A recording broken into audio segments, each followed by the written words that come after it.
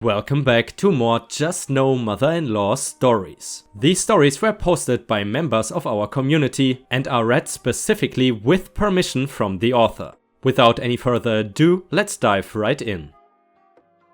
Story number 1 is titled Mother-in-Law Gets Drunk at a Wedding Reception and Announces to a Room Full of Strangers that I am afraid of her. Posted by user Suko Shikira on our own subreddit. Hello Ripe family, who's ready for another nightmare mother-in-law story? So, my husband has 4 siblings, an older brother, an older sister and 2 younger brothers. Roughly 5 years after my husband and I get married, his older brother married a girl with the same initials as me, but who was 4 years younger than I am. Mother-in-law was thrilled. She offered to pay for the entire wedding, while future sister-in-law's parents offered to cover their reception. My husband is asked to be a groomsman, naturally, and I'm left out of the wedding entirely. Now, I did not mind this. I did not know the girl my brother-in-law was marrying, and I expected she had people she would want to be in her bridal party. No big deal, until I get told the seating arrangement for the reception. I am informed that I'm not allowed to sit with my husband at the table the rest of the wedding party was at. Okay, fair enough, I'm not part of that group. But instead, I am at a table in the back of the room with some adopted aunts of the bride. Not my current in-laws, random people from the bride's friend/family group that I don't know at all. Anyway, it's not my wedding, so I was not going to complain. This is the bride's day after all, and I know what it's like for people to make it a bad time. So I sit with strangers during the reception. It is less than 10 minutes into the party when mother-in-law stands up to make a toast. She's already plastered at this point, and as a result, she's swaying and slurring her words. She starts going on about how she is so proud of her oldest boy for marrying such a young and pretty girl. How she is so pleased that he did so well for himself. Then she starts looking around the room, finds my table and points at me.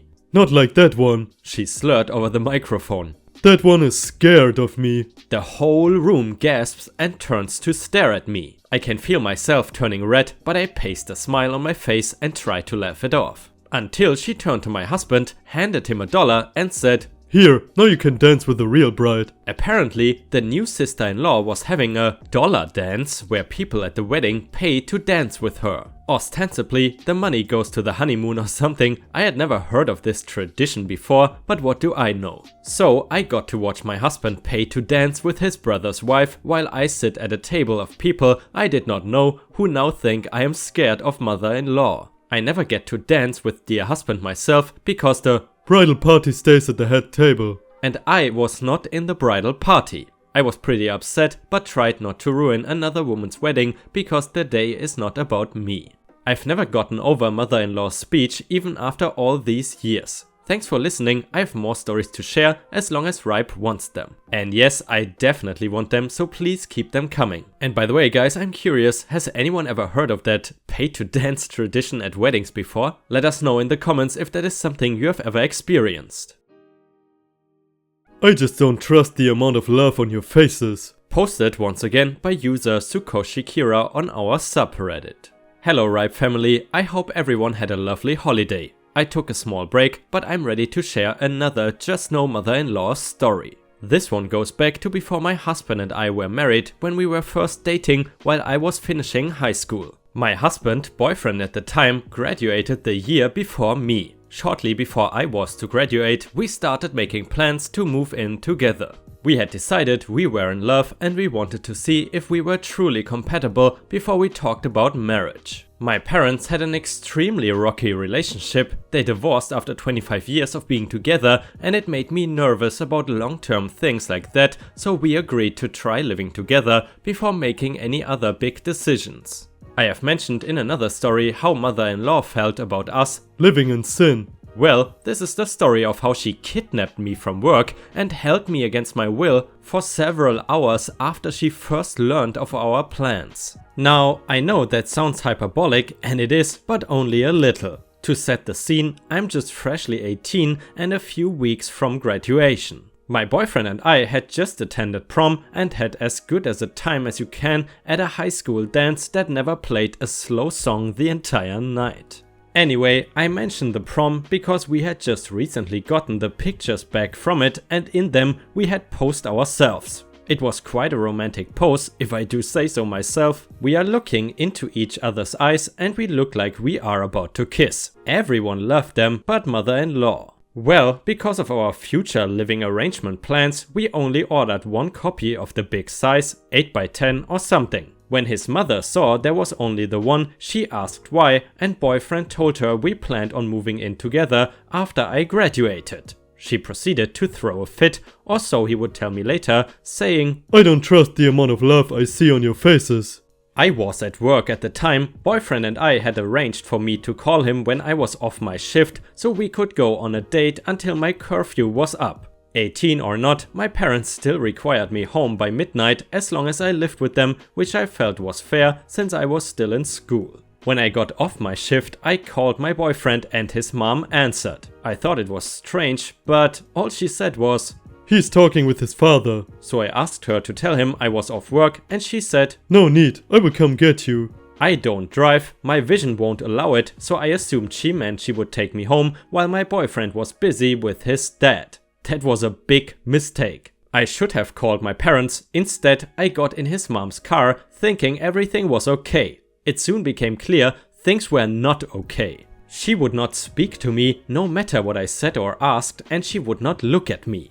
I realized fairly quickly that she was taking me to her house instead of mine, but I could not get her to tell me why. She ushers me into her house and I see my boyfriend sitting next to his dad on their couch with his head in his hands. I thought someone died, so I run to him. His mom screeches at me, "Get away from him." She then begins to yell about me, corrupting her son and ruining his soul, how she always knew I was a terrible person, etc. She tried to prove we were not ready by interrogating me about budgets that we had already planned, deposits we had already saved, and furnishings. My parents and siblings had already helped us get enough things for a small apartment, but she would talk over any response I had. Eventually, I zoned her out until she ran out of steam, or it was almost my curfew, I forgot which. She's afraid of my parents. She finally let my boyfriend take me home, but we were more determined than ever to move in together after that.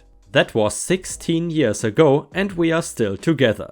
Definitely props to you and your boyfriend for still being together. I can imagine that his mother is definitely not easy to deal with. I'm curious guys, when you were growing up, did you ever have a curfew? Or in general, how strict were your parents? For me personally, it's always interesting to know how other people grew up and to compare with my own situation. And the next one was posted by user Suko on our subreddit. It is titled, "I don't care if you've been following my rules. Get out of my house." Afternoon Ripe family, I'm back as promised with the story of how my husband, boyfriend at the time, got kicked out of his mother's house a few months before we were completely ready to move in together. Sorry if this one is longer and more boring than the others, but it's another just no mother-in-law incident that should have been a red flag for us. To set this one up, I need to explain a little more about my own family. When I was 17, my father was in an accident that I witnessed which left him crippled for life. It was bad enough that the doctors did not think he would be able to walk again, but he can get around, slowly, just with a very obvious limp. Anyway, Dad's accident ended my parents' marriage, very long story, and put me in the position where I needed to care for him for a little while. Effectively meaning any future plans would need to be postponed. My then boyfriend was a saint. He would take me to visit my father in the hospital when we went out on dates, and he made sure I always had transportation wherever I needed to go. He was truly amazing during that time. Because of all the turmoil at home, when we decided to live together, I needed to make sure Dad would be okay. He was already in his 50s and my grandparents in their 70s. As a result, boyfriend was stuck living at his parents a little longer than expected. He was going to a local university and they had a rule that, for your first year, you either had to live on campus or live with your parents/legal guardian. With campus living already being expensive, boyfriend had opted to live with his parents until his first year was up. I had graduated high school and we could move in together. All of our plans were shifted forward by several months and, at first, his parents pretended to understand. They started charging him rent, reasonable, that he paid, and set a curfew that did not have a required time. So much as his mom wanted him to wake her whenever he got home at night, fair, and required him to have weekly dinner with them without me. What?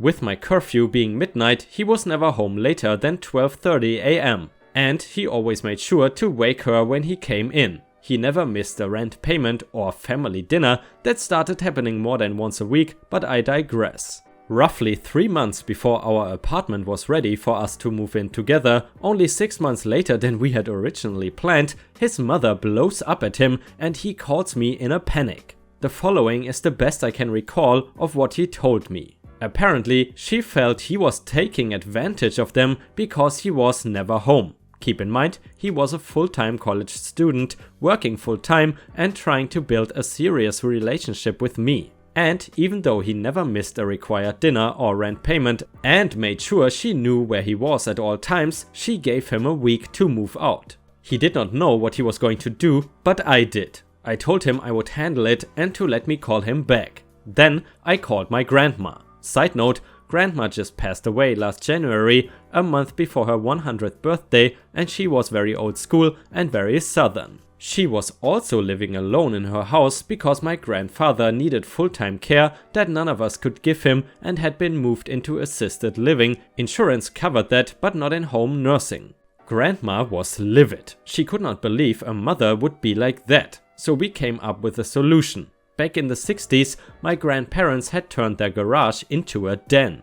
It had its own locked door to the outside, had electricity, cables, etc. All my boyfriend would have to do is share the kitchen and bathroom. So he would live there, pay grandma rent, which would supplement her income for a bit, and take her to the grocery store or DR appointments if needed. He even took her to visit grandpa because he is an angel. After making arrangements with my grandma, I called my boyfriend back and told him the plan. We spent 2 days collecting boxes at work, we worked in a grocery store together at the time, and on the 3rd day we took the day off and packed all his things while his parents were at work. We then moved him into my grandparents' den until our apartment was ready for us. We never told his parents how we managed. They think we moved into the same building as my brother, but we did not want them to know where he was really living because we did not trust his clearly irrational mother. We don't really know why she did what she did. I always assumed she thought he would have no place to go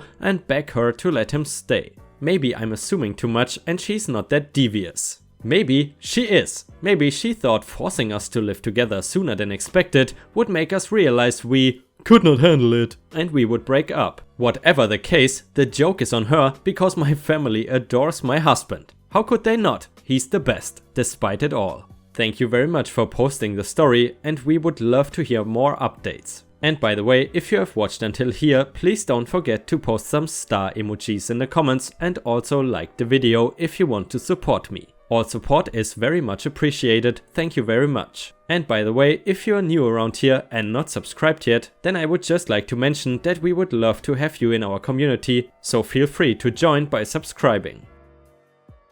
Why I went no contact with my JustNo mother-in-law. Hey Ripe folks, thought I would post this for Ripe and his fans. We are NC, no contact with both mine and my husband's parents. The Ys of mine are not a good fit, but my mother-in-law is a bit better. So I thought I would share when I went no contact with her. My husband began no contact after something else. When I met my mother-in-law, she was a fairly standard older woman. A bit pushy and gossipy, but that was to be expected. Since she did not have a car, me or husband would take her to the doctor or on errands on our days off. If both of us were off, we would take her to eat after. My husband thought it was important to make sure his mother got some social contact with us. My mother-in-law likes to stir things up. I have 2 mixed-race stepkids who are both over 18 and live on their own. They stopped going to visit her after she broke a promise to properly pet sit one of their dogs and the dog nearly got hit by a car.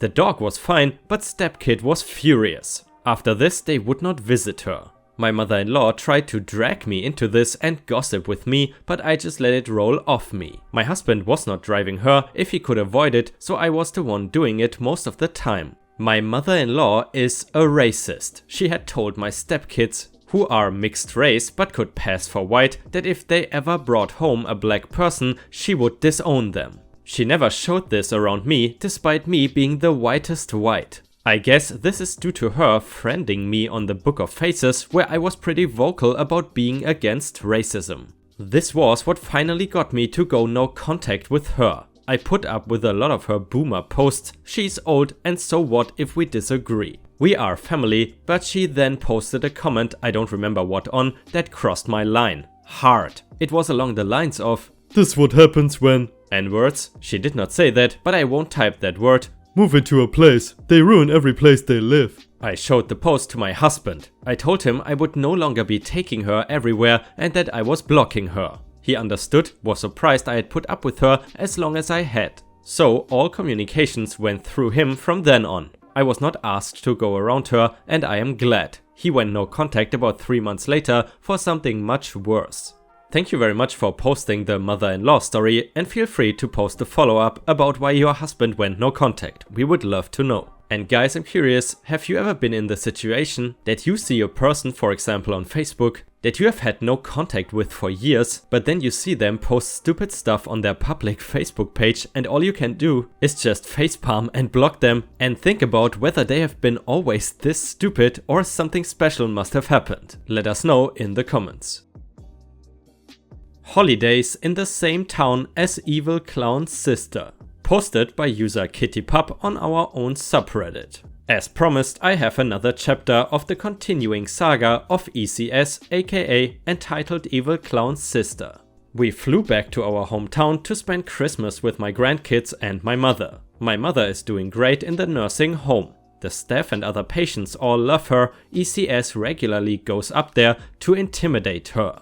ECS has told the administrator to not talk to me because she thinks she is in charge. They talk to me anyway, all the staff hate ECS almost as much as I do. I have hated her longer. She goes up there and in a low mean voice gets up in my mom's face. When she found out we were in town, she told my mother not to sign anything. She did it anyway, my parents co-signed for our truck and we just got it paid off. My father was listed as co-owner of the truck. Since he has passed, my mother is his heir and she has to sign a form so that we can get the title from the bank and get it registered in the state I currently live in. Nobody can find my mother's ID and I'm sure ECS has it. My husband went to the house and knocked to see if he could get it. ECS was tweaking her brains out. Hubby calls her the Ghost of Christmas Past. Her other nickname is the Crypt Keeper. She denied having the ID and told my husband how much she wishes that she could bring my mother home. And yes, of course she does. She wants my mother's SS check. She wants to have control of my mother and possibly to kill her because my mother is the only thing standing between ECS and the insurance money. We contacted the notary and were told that if 2 people with identification can verify my mother's identity, then she can notarize her signature on the title release form. While the notary was there, we also had my mom sign a will and a power of attorney form naming my daughter POA and executor of the will. My mother told me that she's afraid of ECS and wished she would just stay back. When we got in front of the admin of the home, she kind of backtracked and did not want to say what she told me in front of them. She would tell me how she feels though. So we recorded a video where I asked her, "Is it true that you are afraid of ECS?" And she said yes. I asked, "Is it true that you wish ECS would not come visit you?" She said yes. I asked, "Is it true that you never want to see her again?" She said yes. I said, "Okay, we got all of that on video." And she said, "And it is all the truth." That video will be emailed to the admin and the social worker at the nursing home. I said before that my mother is much more lucid and coherent than she has been in years. She's starting to put some things together. She and my father were in relatively good health and then suddenly they both got very ill.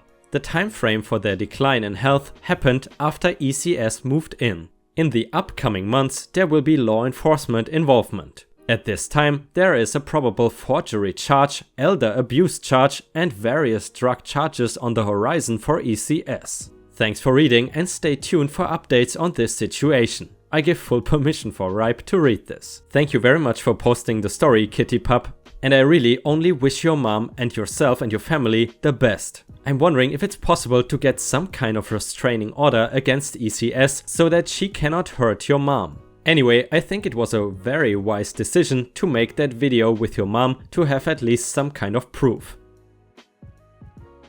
And the next story is from Ask Reddit, but is also concerned with JustNoMIL. About 6 months into dating my now wife, I volunteered to help drive her and her parents in my car to see her older brother at Fort Knox in Kentucky before he was to be deployed. The drive from Florida was supposed to be shared between my wife's parents and myself, since my wife cannot drive. I ended up driving the entire way due to the BS excuses from her dad and sheer terror of her mom trying to drive, at least she tried, on the interstate. When I finally pulled into the hotel parking lot, it was agreed that I was going to head straight to the room to get some rest and they were going to go out to dinner. A little backstory, her brother and her father are both alcoholics and I agreed to the trip as long as 1, there was no excessive drinking involved, and 2, they pay for the gas. I first awoke 2 hours after passing out to the sound of a blender grinding ice in the hotel room.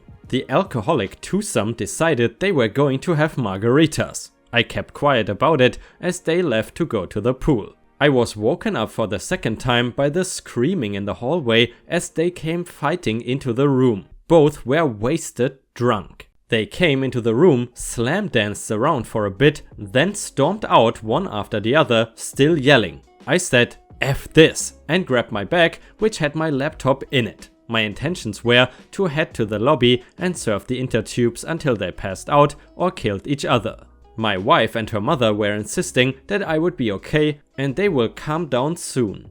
As I was stepping towards the door, drunky dad bursts in and sees me with my bag and starts screaming at me, saying he will kill me if I even think about leaving and how much of a POS I am, etc. Then turns heel and storms out again, slamming the door on his way out. I stood there dumbfounded at how someone I just drove his family many miles to see his kid just turned and said he would kill me. Not intimidated in the least, but highly pissed off, I made up my mind I was leaving them, F him and his drunk son. I announced my intentions and my wife was ready in seconds. My now mother-in-law decided to stay despite my wife pleading with her to come with us. Drunk brother-in-law decided to walk back to the base after the first slam dance with dad. I walked to my car and toss my stuff in the trunk right as drunk dad shows up. Him, "I will effing kill you if you get in that car." me, sits in car. Him, "If you start that piece of crap, I will kill you." me, turns the key. Him, "If you drive..." I did not catch it all as I was driving away. It was only after 30 miles of driving did I remember they were paying for the gas and I was broke. Thanks to Walmart's liberal return policy and a loan from my father, we made it back the next day. Drunky son had to pay for plane tickets to get drunky dad and mom home. Turns out he was not getting deployed as he said, he lied. He was being put in a drug treatment program on base for being caught using cocaine in the barracks. Too long didn't read, I ditched my in-laws in Kentucky when my father-in-law got drunk and threatened to kill me. All because a lying brother-in-law did coke. I gotta admit I'm kind of surprised that someone who was doing cocaine in the military is put in some sort of drug treatment program instead of just getting kicked out of the military. But I guess since we don't know all the details, that situation is hard to judge.